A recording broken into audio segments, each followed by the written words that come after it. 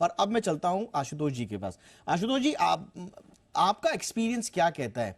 ये जो पूरा आपको ताना बाना नजर आ रहा है कि कैशलेस हो जाएगा, क्योंकि इंश्योरेंस को लेकर कंज्यूमर कई बार अपने आप को ठगा महसूस करता है। उसको उसको ऐसा लगता है कि वादा कुछ और किया गया, अब हॉस्पिटल गए तो वहां पर कुछ और कहानी नजर आती है।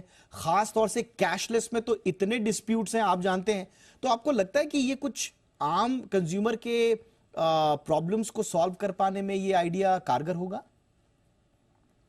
देखिए, आइडिया तो ये बहुत ही अच्छा है, इसमें कोई डाउट नहीं है और बाकी बहुत सारे कंट्रीज में यही प्रोसेस चल रहा है क्योंकि मेडिकल इंश्योरेंस लोग इमरजेंसी के सिचुएशन में ही लेते हैं और मेडिकल जब इमरजेंसी आती है या ऐसा कोई सिचुएशन अराइज होता है तो उस समय पैसे को अरेंज करना और सारा ट्रीटमेंट लेने के बाद जो है रिम्बर्समेंट आपको इंश्योरेंस कंपनी से मिले और उसमें पूरा प्रोसेस को फॉलो करना, इस पूरे प्रोसेस जो फॉलो करने में जो इंसान के ऊपर जो स्ट्रेस आता है, जो भी बीमार हुआ है या जिसका ट्रीटमेंट चल रहा है या उसकी फैमिली के ऊपर, वो स्ट्रेस बहुत ज़्यादा होता है।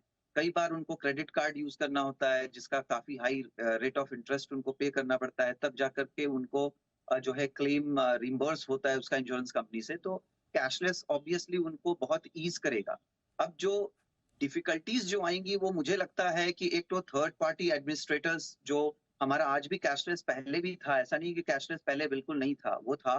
तो उसको टीपीए जो है थर्ड पार्टी एडमिनिस्ट्रेटर उसको सेटल करता था क्लेम्स को, किसी भी जो इंश्योर्ड व्यक्ति है उसको उसको जो है मेडिक्लेम पॉलिसी को। उसमें एक इशू ये आएगा कि मान लीजिए एक ही तरीके की बीमारी है, एक ही प्रॉब्लम है, अब उसमें अलग अलग हॉस्पिटल के अलग अलग बिल्स होंगे। कोई हॉस्पिटल जो सेम ट्रीटमेंट के लिए बहुत हाई चार्ज करेगा और कोई हॉस्पिटल उसके लिए एक रिजनेबल चार्ज करेगा। हम्म। तो इंश्योरेंस कंपनी का पहले एक ये भी सोच था कि अगर हम इसको कैशलेस ज्यादा नहीं रखते हैं तो चूंकि रिम्बर्स करने का सिचुएशन है तो इंश्योर्ड ऐसे ही हॉस्पिटल में जाएगा जिसको वो अफोर्ड कर सके, तो उसकी अफोर्डेबिलिटी के बाहर वो खुद नहीं जाएगा।